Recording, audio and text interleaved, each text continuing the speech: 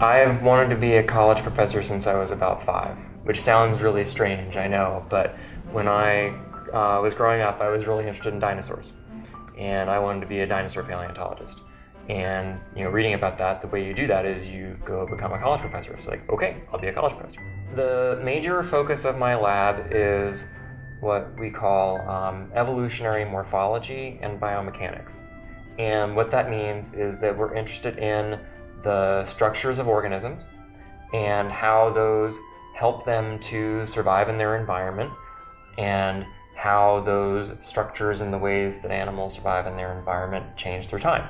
A lot of our work focuses on locomotion as the main thing that we try to evaluate and measure in order to see how animals are able to survive and thrive in different habitats. And by looking across different species that have different body designs, so say turtles that have shells versus things like salamanders that don't have shells, and looking at how those animals live in different environments. We've done a lot of really good work with turtles. Turtles are fascinating. I mean, it's like animal in a box. I mean, what's cooler than that?